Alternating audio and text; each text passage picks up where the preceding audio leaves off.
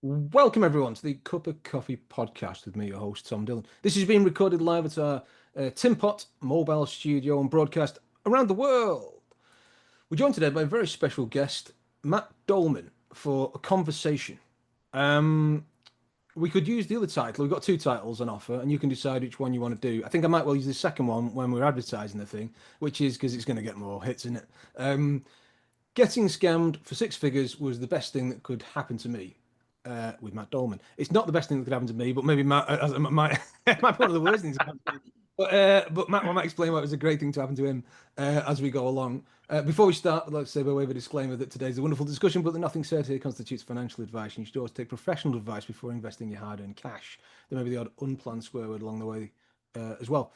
With regards, Matt is a property developer based in London, and his business, The Mindful Landlord, specialises in housing vulnerable tenants across the UK.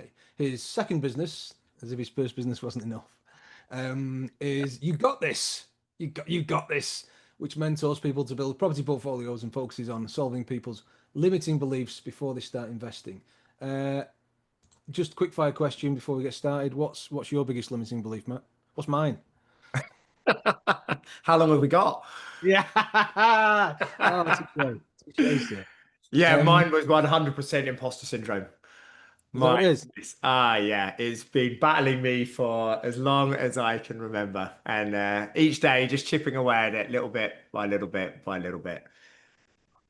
And for other people who either have that or don't have the first idea what is it, and why does it manifest, and how can people help to, you're an experienced guy at this, how do people get past it, get through it?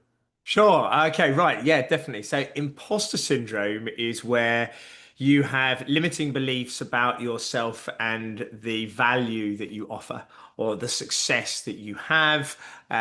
Basically, in a really deep way, you could just say that you just don't value yourself. And Mm, so all of the work that you might do, you always put yourself down. You don't have the self-confidence in yourself. And even though everybody on the outside is going, look, Matt, you're doing this, or Tom, you're doing this, you just struggle to see it or believe it. And mm. you speak to so many people. Everyone's got this in one form or another. And it's taken me many years to get over it. But also beforehand, I just didn't realize how to get over it. And that's something that we can talk about, which just takes a bit of time, but it's understanding what your insecurities are and then drilling into them and focusing on them. Yeah, I'm going to say this all sounds eerily familiar, both for myself, but also for. I think I've got other bigger gremlins, but that might well be. That's on the list somewhere. But the other thing that struck me when you were saying that is how many people I meet in property. People are you like, yeah, mate, you're worth 50 million quid, but you seem to be really down on yourself. What on earth's going on there? Like Yeah. a real, and I'm sure this is true in other fields, stocks and shares, whatever else, where people are on the surface, medicine, like, to anyone else, they look like a success by any definition you care to posit. Yeah. But for themselves, they're an absolute failure and disgrace. You're like, what's going on here? And maybe that's as good an explanation as any for it. That is so true. And the thing is one of the things that I talk a lot about in the talks that I give or the clients that I work with, everyone puts on this Instagram life. Everyone's got this Mm, big smile. Oh yeah, everything's good. This is going really well. And then all you've got to do is just chip away a little few layers, and then suddenly they just tell you that their life is falling apart. And it's yeah, yeah. only until they really realize one of the strategies I do is I go, look, okay, let's just say John is an example. I'm like, Mm, John, you've said all of these things and you think that your life is going, but let's look at it from the outside and let's see what everybody thinks. And it's this story that they keep telling themselves where everything is so bad when actually it is really good. And that's what mm. everybody sees, but they can't, they're stuck in this loop, this constant loop of going round and round and round. And that's where you got to come in and you got to like ascertain or break that loop basically for them to start getting some freedom. I had no intention of talking about this, but as usual, as is often the case with Matt, I'm now interested, so I'm going to carry on down this rabbit hole, and then we'll talk about what we're supposed to be talking about. But it's all right. So it seems to me like a problem, without wanting to sound like a Chinese proverb, a problem of two stories. You've got your Instagram stories or whatever they're called, and then you've Yeah. got your internal monologue, and it seems like those are almost diametrically opposed. Like, how can somebody put those two things out? Is it simply a case of best foot forward, but really inside there's a lot of self doubt or non Yeah, belief? Yeah, great question. Yeah, well, it's competition, isn't it? It's we live in a world where people are constantly being challenged by, I've got to have this car, I've got to have this handbag, I've got to have this, all of these different things. And people feel that they are left behind if they don't compete. And it's that constant drive that people have inside that if they don't compete, they're going to get left behind. But actually, when you break it down, who actually cares? And this is actually the beauty of really when you get to know yourself properly, is that people are always judging themselves on everybody else. The sooner you can disconnect from this, and this comes with practice, from meditation, from mindset, and different things that allows you to become more comfortable in yourself, you actually set yourself free. And those people that are surrounding you, that are challenging you, you've got to let them go because they're not any good for you because they keep pushing you and pushing you and pushing. And you've got one day you might just be like, I want to live this life. I don't want to live this Instagram life. I want to just live the life that I really want to do. So it's kind of a shedding of the skin, really. And that's, I think, and that's what's the most nervous for people, because people want to feel like they are showing up. They're this, it's ego, Tom. It's a lot of it's ego. And it's like, if you can let the ego go and you can just be happy with having one car, having a normal Swatch watch, and going to the shop and spending £100. There you go, swatches, you don't have to have that image. It then just calms you. And there's a beautiful, I haven't seen it yet, but there's a beautiful movie. I think it's actually based on a guy in Japan. It's a true story. And Okay. he's a janitor. Do you know the movie I mean? No, I don't yet. He's a janitor, and basically he is as in Japanese culture, everyone is so or many people are committed to their job and just take so much passion and drive from it. And he is a cleaner, and he cleans the bathrooms, and he does the job to the not like 50th degree. But when he finishes, he goes home. He's got a really small apartment. He's got a daughter, from what I remember correctly. And he really likes listening to music. He's got a Mm. cassette player, and he just goes home, goes to work, feels really grateful, goes home, listens to his music, spends time with his daughter, and that is it. And he doesn't have these massive like aspirations and dreams and different things that when you find people with these aspirations, sometimes it causes them a lot of anxiety. So it's just about being comfortable doing what you're doing.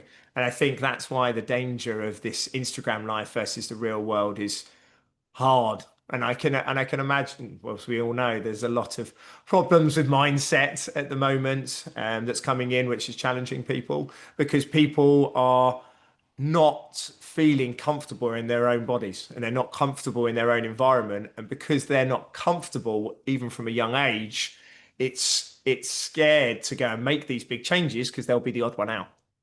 Mm. They have that saying in Dutch, don't they? I think it's from the Dutch, which is that the tall sunflower is the or daisy is the one that gets cut. And Mm. that's an interesting idea because many people are out there striving to do more, to be more, to get more, and yet there's this idea that be careful doing that because you might get chopped down either by others or by yourself, I guess. Jim Rohn had that great phrase, which I'm going to butcher. Someone can, correct me in your heads as you're hearing this, but something like one of the most challenging things in life is to be happy with what you've got while striving for what you want. And Nice. I think that's beautiful, isn't it? Yeah. Because it maybe summarizes a little bit what we're talking about here. Um, because there's nothing wrong with being a janitor and being happy with that. There's also nothing wrong with wanting to be a billionaire and striving Yeah. for that. But how do you do that second one whilst also being happy with what you've got? Nothing wrong with driving to work in a Ford Mondeo or walking to work. But how do you square the circle? And I struggle with that. Yeah, that's a really good analogy because at the moment I'm on a weight cut. And so I'm reducing my calories from like 2,500 down to 2,000. And I was Mm, out with some friends on Sunday and we were in Victoria Park and we were talking about the wants and the desires of something sweet, which is really highly calorific compared to like the normal chicken and sweet potato that I'm eating. And yeah. what we came up with was just it's your acceptance of the decision that you're going to make. And I think it's not about food, this is about everything. And it's like, if I want, like, so I ended up having a crepe, which had like jam in it. And I was like, I am living my life. Yeah, I'm having a crepe and it's got jam in it. And the thing was, I'd made that decision. I'd seen the crepe. I knew the it was going to like have more calories in it, but I Yeah. made peace with it and I'm going to enjoy it. So I ate Yeah. it and I thought I haven't even thought about it since then. Whereas Yeah. if you have something and you feel guilty for doing it, you're constantly going to be in your mind going, "Oh, I shouldn't have had that crap. I shouldn't have had that crap. I shouldn't have had that crap." So you just go have peace with it. And once you Yeah. do that with all the other decisions in your life, that goes back to that decision about Instagram. It's like, do I really need to go and show that I'm having the best time? Or do I show like my Instagram, for example? I remember when I went traveling, I was very grateful. After I left Dubai, I went and traveled and spent a long time in South America and went to these amazing places in Bolivia and the salt flats in Peru and all these different things. And I was taking all these like lifestyle photos and posting about them, but writing all the history that was there about like people making their own huts and all these different things. My cousin at the time was 22 years old. And I remember she wrote to me and she was like, "Oh my God, your stories are so boring." And I was like, I'm not going to be influenced by other people to go and share content of going to parties. I just want to go and share content that's good for me. So the stuff that you share on Instagram, if you want to share the really good stuff, or you just share the stuff that you want to share and just don't feel that you have to influence all the other people, and you just do it for you. Yeah, interesting. This imposter syndrome thing, which we are kind of talking around, I guess, is are there some? There must be, I suppose, like there are in most things. Some, of course, everyone's different, so everyone will be slightly different in how you approach it. But are there some basic, step one, step two, steps three, some things that people can do to help if they've got that sort of thing? The only drawback with doing this is we've got to keep something back, otherwise no one's going to sign up for the program here. But I'm sure we can give some advice to people to help them. Not advice, obviously, but to some Yeah. ideas to help people out, maybe. Yeah, great. Great. Yeah. And okay, so I can only talk from my experience, Yeah.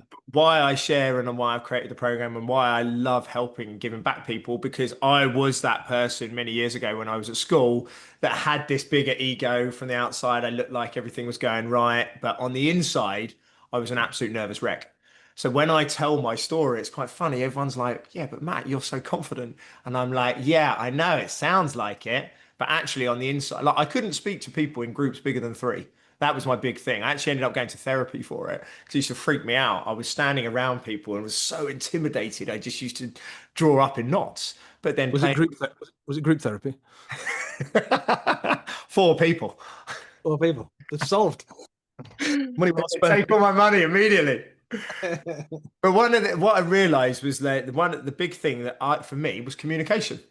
Like I could talk to you, talk to two, three people, and just it was fine. But when it got bigger than that, so I realized that there was a chink in my armor to do with communication.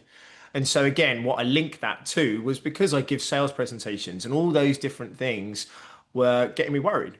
So I focused on that and then went into Toastmasters, for example, learn about public speaking, and then, then went into other public speaking training sessions, started reading more, becoming more articulate. I'm very dyslexic, so I started reading a lot more, getting my language, my dialogue, everything a lot more, well, a lot better. And what came with that was just a level of a little bit more confidence. So I could hold myself more. I wasn't so challenged. So basically what I did was I went through lots of different things that I was felt that I was weak at to allow me to become more confident in these scenarios. So that's what I always start with everybody. I say like, right, okay, what's your imposter syndrome about? Like one of my guys the other day, he's like, "I'm really worried about my finances." And it's just like, okay, so what are your finances? I don't know. And so That's the the big problem. that's the problem, yeah. And that seems to be the biggest thing. I have imposter syndrome. I'm worried. I'm anxious. But when you dig into this, it's like, right, why are you anxious? What you mostly find, Tom, is that people are uncertain about these things and anxious about them because they don't have them dialed in and secure. And what it means, not necessarily that they know that they're making 50 million pounds a month. It's like they don't understand how much they're spending. They don't know how much of their outgoings. They don't understand what the finances are to get them into a place. Once you've got a plan, then it allows you to then become more guided where you're going. Because it's so easy. Everyone's working 9 till 5, everyone's like living a really busy life. But what they're doing. There's a great guy, Simon Sinek. I love that guy. He gives some really motivational stuff. And one of his quotes the other day was that people plan more about what they do for their Christmas dinner or what they're going to do about their summer holiday rather than they do about planning about themselves. And it's just like if you spend a bit of time figuring out your finances, figuring out a 12-month plan, you don't have to be an entrepreneur. If you're working like 9 to 5 in a normal job, if you've gone away and said, right, okay, for the next 6 months, I want to read 10 pages of a book every day. I want to understand my finances. So once a month, I'm going to sit down and read through my bank statements and understand. It starts to build the foundations of what the imposter syndrome feeds off. Because the syndrome feeds off your uncertainty and your anxiety. And so if you start actually having a plan, then you can start to see, oh yeah, you cannot manage what you cannot measure. Yeah. So you then look back and you're like, oh, actually, so last month I spent this time on my finances. So I'm understanding it a little bit more. I've decided that I'm going to read 4 books this year, which are going to be on finances. Okay, great. This is interesting. And I'm going to listen to to more podcasts. So what you're suddenly doing is you're building your foundations there on for finances to help you get rid of that feeling of that imposter syndrome because you're like justifying to yourself that actually you know this information. And it's a very much a compounding progress. But even though over time it's coming back inside you and you still have to battle with it even every day. But as it gets on and you invest in yourself more, that imposter syndrome gets smaller. It sounds like I think it's an excellent description, by the way. But it sounds like one of the best ways to beat imposter syndrome is to stop being an imposter. As in, if the thing you're worried about is like, oh, I'm not knowledge about finances, that's giving me nervousness and anxiousness. Go and learn a lot about finances. Then you won't be an imposter anymore because you'll know it quite well, and then you'll feel a lot better about it. So that seems like a sensible sort of way forward with it, I guess. You know. Exactly, completely. Yeah. And I think that's where people, and yeah, you hit the nail on the head because that is you just want to people. What I find now is that people want to become a specialist in something or they want to do something, but they don't allocate the time to do it. And so what that does, it then makes them anxious because they're not spending the time. So another exercise that we do is where we have a look at people's time frames. It's like, okay, how much time have you got in your week? Okay, good. Then let's just go through and have a look. How much time do you actually have?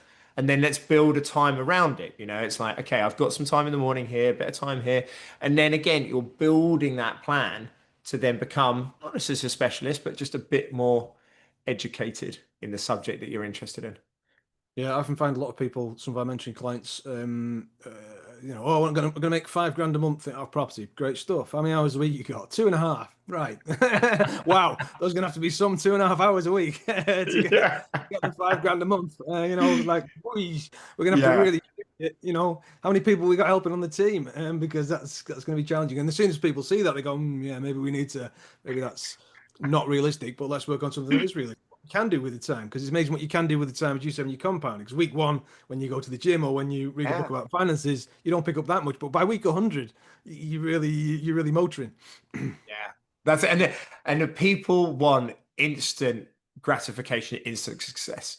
And that is also the other danger. Because again, going back to Instagram, there are so many entrepreneurial videos on there that really get you pumped up and that get me pumped up. But at the same time, it's like, follow this course and I will give you, and you'll be earning, like you say, 5 grand in a week. And it's just like, you've got to look at the backstory behind all of these people of how they got there, like they've taken years to get to that stage, but they don't tell you that. And that's where there's the issue with transparency. And it's key, it's that's the grounding that I feel people need to make because it's if you are becoming an entrepreneur and people want to jump out the fire and then they want to get into they're then jumping straight back into the pan again, it's because they haven't realized what it takes. And so that's where I believe you've got to do a bit of both at the beginning. You've got to be in your own job and then you've got to go and try and hustle on the side because then you believe and understand the challenges that it takes you. But then again, in between that comes the mindset. I've got to have the belief that I can do this. And that's where making sure, like where you and I met at the community, at the retreat, like the fantastic retreat a few weeks ago, it's about surrounding yourself with people that are also ready to take these risks, ready to take these kind of gambles. So going to networking events, going to property events, and just seeing that there are other people, because otherwise your mates that you've been getting pissed with the pub down for the last 20 years, they're doing the same stuff, which is great. They're living their life, but they're not on the same journey as you. So when you're surrounding yourself with those people, again, it gives you another level of imposter syndrome, because they're like, "Oh, Matt, what are you doing? You're spending all this time doing this and you're not getting paid for it. What are you doing?" And they're like, "But just trust me, Jack, it's the long term. I'm going to get paid for it in a couple of years. Are you wasting your time, mate? Have another pint." And it's so easy to get brought back into that. Whereas going to a retreat, going to a community, going to a network, you're like, okay, so I'm not alone. Let me talk to these people. What's your journey? Oh, okay, right. My journey is this. Oh, you've got this imposter. Oh, me too. And then you connect, and then you realize that you're not on your own. And then that just then again helps with the imposter syndrome to make you realize that, we're all in this together. Yeah, whatever weird stuff you're into, if you can find other people who are into that weird stuff, uh, then I find it a real shortcut. Which is Yeah. sort of paraphrasing what you said. You can suddenly click and connect with people I find much faster. And to echo what you said there, and I've said it a few times on this podcast, it's definitely worth repeating every time I get the opportunity, is that I'd say I've been lucky enough to interview maybe 100 or more people now on here, and met many countless thousands in real life during the same time period. And there are a very few who've made millionaires, made serious cash in months. But the vast majority have taken 5+ years working hard at it. And I'd say the majority have taken 10+years. So if you meet someone who seems to have made it in the last 6 months, it's either very unlikely, it can happen, but it's very unlikely, or they're lying to you, or not being very transparent, to be kinder about it. And so just be careful about those people. Um, uh, I thought now might be a good time. It's not a weird time because we're sort of, already into the podcast recording, but I thought it'd be a good time to talk about how we met, because it might be interesting for people and maybe something people haven't heard of before, naked retreats. And then the second was then to segue into your other business, which I haven't really talked about, and what this podcast is supposed to be about, which is the property stuff. Well, having said that, if everyone hasn't worked out by now that mindset and the things we were talking about before isn't also a large part of property, then you've not been really been paying attention. Get out. So why don't we, for no particular reason, talk about our how we met, and maybe give a plug to Mr. Lamphere's excellent retreat. Yeah, sure thing. Yeah. So, yeah, Tom and I crossed paths at a very lovely location a few weeks ago, at a property retreat run by a great gentleman called Paul Landfear. And then I'd heard his name around the community, the property community, for a while. But one of the great things that I heard about Paul is that he was such a grounded individual. And it's quite Because rare he's to so find short, that. isn't it? Pardon? It's because he's so short. Appreciate that. Yeah, he will. Hi, Paul. It's hi Paul. It's just so refreshing to meet someone who is like really so genuine in this community, because so many people are just in it for a buck, or it's just all about the business. Yeah. And we spent, what was it, 3 days doing Long weekend. yoga in the mountains over in the Lake District, and doing some strategy, at the same time eating food and just being surrounded by a group of really great like-minded people. Yeah, absolutely. So, I'm sure, like, excellent context and a great summary of how we met. Well, I think, and what I'm listening to this as a listener, as someone who might be kind enough to listen to or watch this, thinking, yeah, I don't give a monkeys about your retreat, and I get that. So, with that in mind, what I'd say is, you shouldn't give a monkeys about mine and Matt's retreat, but you should maybe think to yourself, what should you go on a retreat? And the answer is nearly always yes. There's times where if you just started off and you've just been doing this for a week, I'd say there's probably better uses of your time. Well, maybe not, but maybe you should go and do some networking meetings or this and that. But I'd say if you've been doing this even for 6 months, and by this I mean any sort of entrepreneurial activity, there's plenty of retreats out there. Paul's is an excellent one. It's nearly always full, so you'll struggle to get on it, and he only runs it once a year. But if you're lucky enough to get yourself a ticket, then jump at the chance. But just generally speaking, I'm assuming that Matt agrees with me on this, otherwise this bit's going to go a bit flat. But why do you think people should go on retreats? What did you get out of the retreat? What do you think other people get out of it? And why I think that I'll put it out there. I think they're overlooked. I don't think enough people do them, and I think they're really missing out. I don't put it. I don't do enough of them. I probably do one a year at most, maybe once every 2 years, and I should do more. Is that something you'd agree with? And I think you're a fan of retreats, maybe more so than me. Or maybe what did you get out of this one, and what do you think people in general can get out of retreats if they choose to go on one?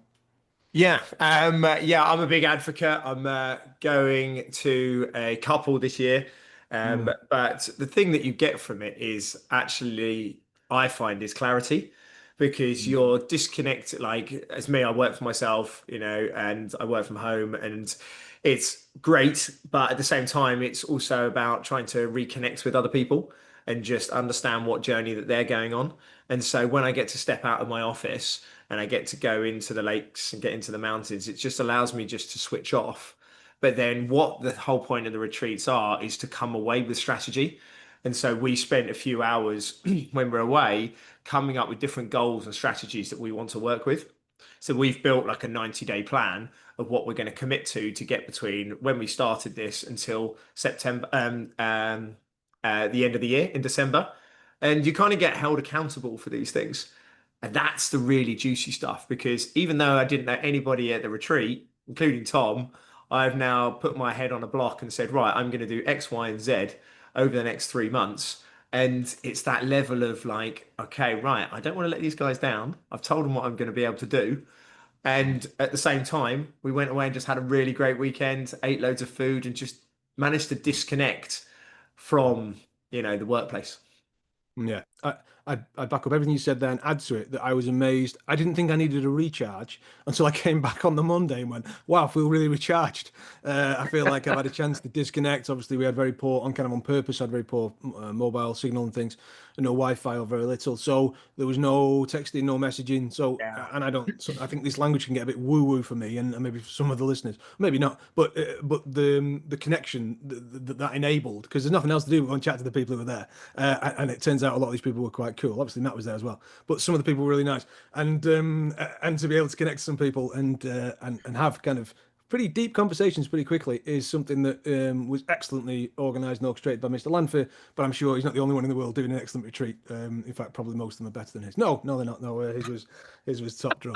Um, to then segue back into to get us into the home stretch, I'm remembering your bio here because I've got it written down that you Yeah. also run the mindful landlord, which Landlord. is kind of specialising in homing vulnerable tenants. Do you want to tell the good people a little bit about that or how that's going? What's going on with that?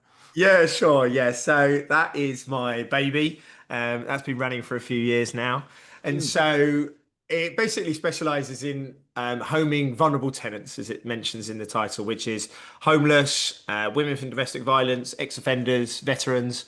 And we have been like, as a family, me and my mum have been quite close to charities for the homeless, like all my life. And Mm.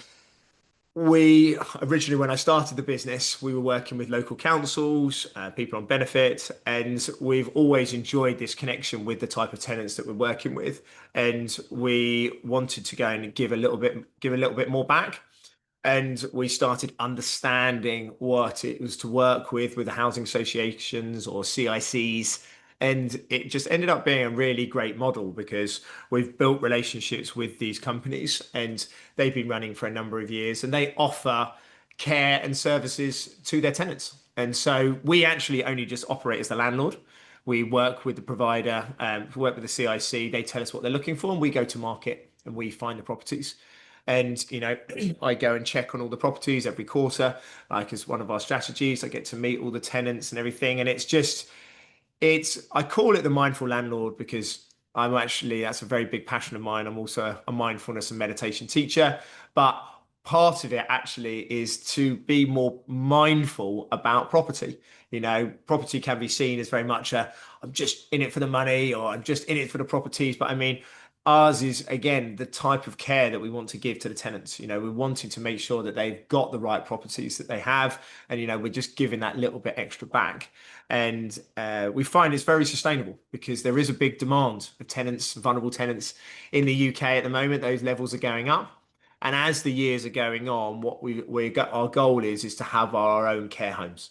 That is it. Actually, where we are at the moment is low levels of care.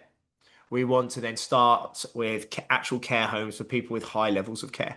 That might be a 2 year or a 3 year plan. We haven't decided yet, but something where people probably reside for probably most of their lives, really.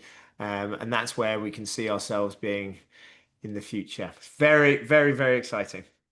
Yeah, it's phenomenal, isn't it? I imagine I've had some tenants who probably needed the kind of care that your organisation is able to give, and I probably wasn't. A lot of landlords find themselves with because people's situations changes, don't they? So suddenly, one day someone can be fine, and the next day, including me and you, of course, they can be less fine, like much less fine, Yeah. and really need some help with stuff, changing circumstances, family, whatever.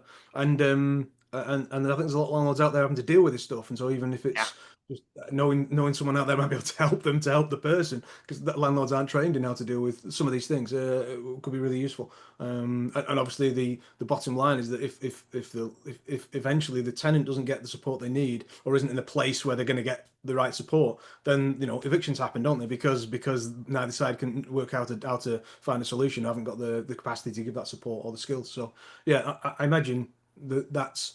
I imagine that doing what you do, and I've just heard about it now for the first time, pretty much. But that must be quite difficult, but quite heartwarming at times. I imagine it's a bit of a mixture. Yeah, it is. It's a world that you don't really, and it's hard to navigate and hard to Yeah, understand, like to see, especially the people of the homeless, like it's a world where people see homeless people on the streets yeah. and people that are begging, for example, and some people either support it or some people don't support it. But then it's understanding the whole system. It's like people can be made homeless, like you said, for so many different reasons, Tom, and it's understanding their story. Like I was up in Manchester last week where we've got a few properties, and I was talking to the guys there. He's been homeless, but he's like studying. So he's making the effort to try and get himself when he moves out the house to then go and get himself a job. And so people just need that kind of like level of security. So it's a very murky world sometimes. But what we know is that obviously the work that we're putting in and the homes that we're providing, are of the top quality. And what we just provide the properties, and the providers they provide the care. And so when we're partnering with these people, we know that they're giving the right kind of services that align with the mindful landlord values. It's great. What's the CIC, by the way? Community and care. I So don't. it's a institution which basically is connected to a provider who brings the care. They partner together. One brings the care, the other one brings the property. Community and care. Um, what's coming up for you? You don't have to reveal your 90-day goal because I think that's top secret from the retreat, and I can't remember what yours is, by the way. So I'm not. I couldn't reveal it if I never wanted to. I was within the rules. But that aside, what's coming up? With, the end of this year, or what's in your head at the minute? Yeah, so very excitingly at the moment, I am creating and starting a mentorship program, which is Mm. called the Property Mindset Shift, which is again focusing on people helping them build their property portfolio, and at the same time, like I say, getting rid of their limiting beliefs about the limits that they've got about starting this journey. And then at the same time, it is then building it around the model that I did, which was working with sources. So for me, I do say that I have spent a long time in property, but I'm not a proper professional. Whereas what I did is I strategized, I delegated a lot of the work. So because there's so much content for people to learn, and it's very hard to be the specialist in Manchester when I live in London. So I teach people tools and techniques for them to learn how to invest from afar, but also at the same time get all of their life plan, their finances, and all these other things in place, rather than just going to a course. Here are 20 different strategies you've got to learn. Let's just find something that specializes just you. And I like it called the property mindset shift because it's just getting people to look at property in a slightly different way. And at the same time, it just allows me to mentor, which is what I love to do. So that is really filling my time at the moment. And that's what I've just got in place. So if people are interested, please reach out. Tom's got my details. It would be great to have a chat with you guys. And it's now just to me creating the content. I'm working with a couple of clients one on one, but we're just building a community. And what I've realized, I don't know if you've had different goals and different things that you try to achieve, but the main thing that I've realized is working with people is accountability. And that's the big thing. It's, I really want to do this, but actually, you know what? Oh, I've just forgotten about this because it's Sunday afternoon. Whereas what I've realized is by having accountability sessions throughout the week, it just encourages people to stay back on track. And the clients that I work with, whether it's losing weight, whether it's going to gyms, is it getting off their phone, is it doing the homework that I set them, once they know that they've got to turn up for one of their accountability sessions, the probability of doing the work is so much higher.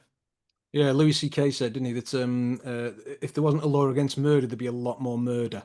And the point is, there needs to be some enforcement on the rules, right? And so, if you, on the accountability side, you've got to, if, hey, I'm going to buy 5 properties by the end of the year, or whatever it is, or buy one, then if Yeah. there's some accountability, what you're going to do week to week, I'm just agreeing with you that it makes a huge difference. In fact, it makes all the difference in the world, really.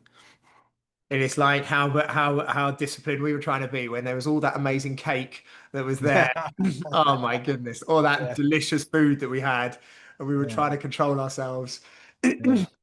Forget about it. It's not happening. By the way, the cake at Paul Lampay's retreat is excellent. You mentioned getting in touch with you. You mentioned some excellent and exciting things you're working on. We will, of course, post Matt's contacts with the podcast as on video on YouTube as always. But people are lazy, so if people want to find you quickly right now on their phones, what they're going to do? They're going to Google something or put a URL in or what? Find you on Yeah, if Instagram. they want to, the easiest thing is to go to the Mindful Landlord, which is the website, or just send me an email at matt the Mindful Landlord, and then I can talk you through the program. And if you just generally want to have a chat about whether it's supported living or anything, the things we've been through today, more than happy to do that. Sounds good. Matt at the mindful landlord dot what? .co.uk. Thank you for that, Tom. Yeah. Oh, that's all I'm here for. Um, uh, uh, that's been a fun chat for me. Hopefully, for at least one other person. Otherwise, what a waste of our time. Hope everyone's having a great one. I certainly am. Thank you, of course. A special thanks to our co-conversant today, Mr. Matt Dolman, and we'll see you all soon. Thanks, Tom. Appreciate it.